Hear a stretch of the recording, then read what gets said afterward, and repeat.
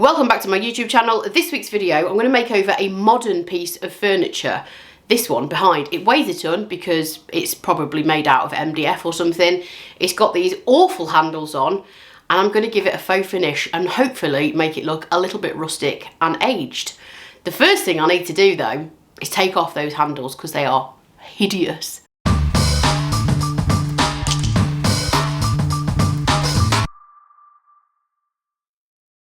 So this piece of furniture might seem like an unlikely choice for something that I'd usually work on.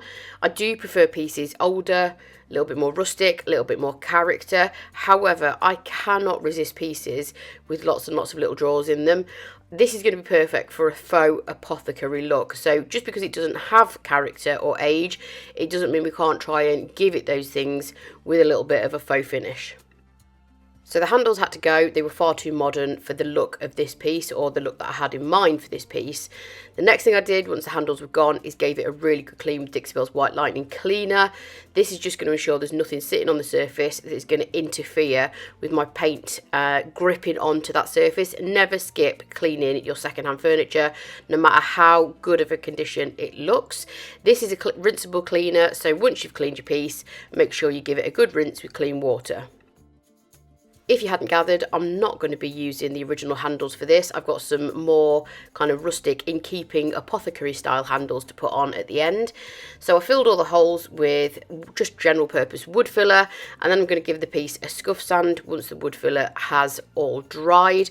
I'm not going to be too precious about making sure this is really super smooth, because the idea that I'm going to do is a very heavily textured piece. So I'm just going to give the piece a little bit of a rough up because it has got a glossy finish. So I do want obviously my paint and my finishes to stick to this, but I'm not bothered about it being super smooth.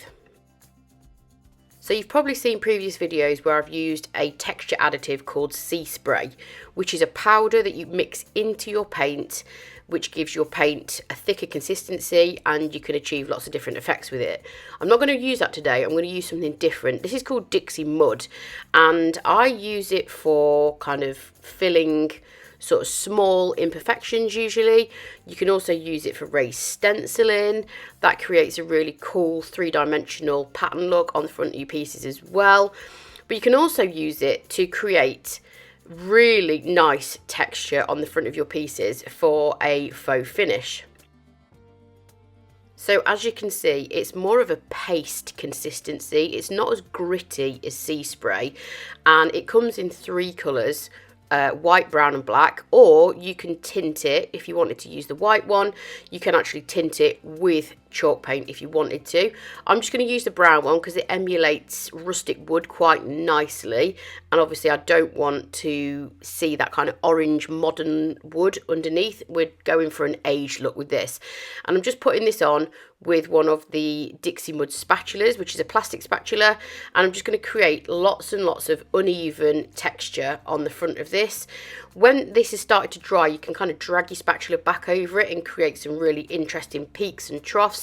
And this is just a texture that you can't create with paint. So depending on how you apply it, you can apply it with a brush as well if you wanted to, but it is going to give you lots of different effects that you cannot achieve with paint. There's lots of layering and drying involved in this process. So I have got a little heater. You might see it glowing kind of orangey red in the background. I've also got a hairdryer to speed things up as well. So once the Dixie Mud was completely dry, I'm then going to go in with my first colour of chalk mineral paint. So this is called Dropcloth, and it's a really nice antique-y, creamy off-white. I'm stippling this on with a premium chip brush. These are the only brushes that I'm going to use in this process because they lend themselves really well to creating lots of texture and dry brushing, which is obviously something that I'm going to be doing later on. So I'm just stippling it all on again to create lots and lots of texture on the piece, just to create as much texture as we can to begin with. I'm going to knock it back and refine it a little bit later, so don't panic. It's not going to look quite as extreme as this shortly. Once the Dropcloth neutral base colour was on and dry, I then went in with Caviar. Again, this is a chalk mineral paint shade, and this is a true black. This is going to be the main colour of the cabinet. But I do have a few other tricks up my sleeve to make this piece look a little bit old and battered before we're finished just yet.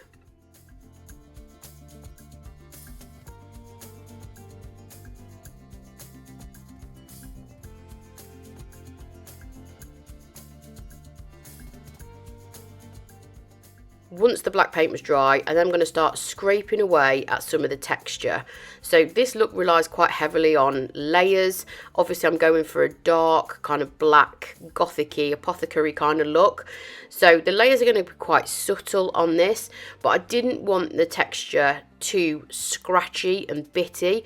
I wanted it to smooth down so that it looks like an old piece that's had paint layered up over the years. Obviously I've created similar looks to this. There's lots and lots of different ways that you can apply texture and layers and create age. This is just one of them. I also got my sander out at this point and just kind of sanded away at some of the sharper kind of texture just to flatten it down a little bit. There's lots of texture there still, don't worry, I haven't completely smoothed it out.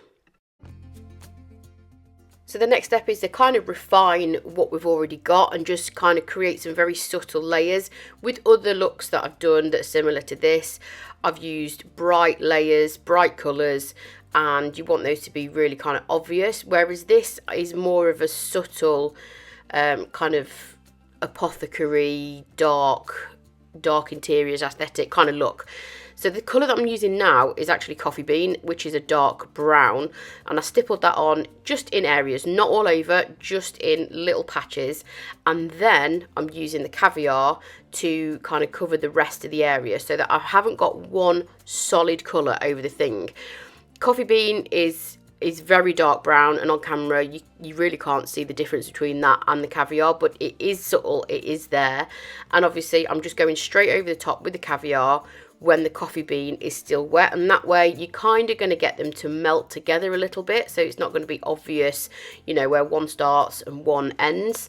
And then I went in with Pinecone, which is a much lighter brown, but it is just going to add a little bit of depth, and I'm just spraying it with water to kind of get it to drip down the piece a little bit. Again, this piece is going to rely quite heavily on lots of different layers to create depth. So you're not going to see an awful lot of that lighter brown at the end result, but it is going to be there in just kind of little hints and little tiny areas that you might just be able to pick on to create that depth, because obviously this piece, although it has got lots of little drawers, it is incredibly flat. There's no actual detail on it or anything. I just decided to go a little bit more heavy-handed with the Pinecone and add that, and I also dried that down. So obviously the effect that you get when you apply wet paint on top of one another, you're going to get it to melt into one another and kind of mix different shades, whereas if you paint the colour on and then dry it, you're going to get more of a layered look, which is exactly what I was kind of tinkering with here. So I'm going back in over the top of that Pinecone with more of the coffee bean and more of the Caviar. As if by magic, the handles appeared on this piece overnight. I think it was the furniture elves broke into my workshop and fitted them for me, so I'm ever so grateful for that. What I also did is took my sander back on this piece, but I forgot to turn my camera on like an absolute idiot, and I didn't record it, but that is why you can see more of the white now than what you could on the previous clip, because I just sanded a little bit more of the texture away. And then I'm going finally back in with more of the Caviar. I'm spraying a little bit of water because I don't want full coverage of the Caviar. I still want to be able to see tiny little bits of hints of the white and the brown, because that's going to obviously give me the depth, and it's also going to give me the definition around the drawer edges, just so this piece doesn't look like one solid painted black piece. And then, you know, I'm going to finish this piece off with wax, so I'm going to use brown wax over black paint. You might think it wouldn't show up, but it actually adds a real kind of nice antique-y hue, and it looks really nice. It adds a little bit of a warmth to a black, so I really like using brown wax over black. First of all though, I'm going to go in with my clear wax, because this is just going to give me a little bit better control over the brown wax, and it's also just going to mean that the brown wax doesn't grip onto my paint quite so much. It's not going to be so heavy in its colour. It's just going to be a little bit more subtle. So I'm applying the clear wax all over. I'm using a brush because obviously we've got a lot of texture on this piece. So I want to make sure the brush gets in all the crevices. I'm going to wipe it off with a rag. This just removes the excess.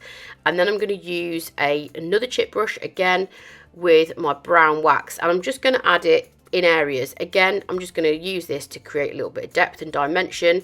It doesn't pick it up awfully well on camera, mainly because I've got that heater on me at the moment. Not only is it helpful for drying the piece, it's also incredibly cold here in the UK at the moment, and I'm sitting on a cold floor, which is probably not the best idea. So I'm just going in with brown wax, and then again give it a good old buff to remove the excess, and that gives it a nice sheen. It adds so much depth to black paint. I really love this combination. As always, there's a few close-ups of the finished look where hopefully you can pick up on the texture and those quite subtle colours and layers. If you wanted to grab any of the products that I've used in the video today, I will link them all in the description below. And here is the final stage piece. As always, thank you for tuning in to my YouTube channel. Hope you enjoyed the video. If you don't already, make sure you hit the subscribe button and I will catch you next time. Bye.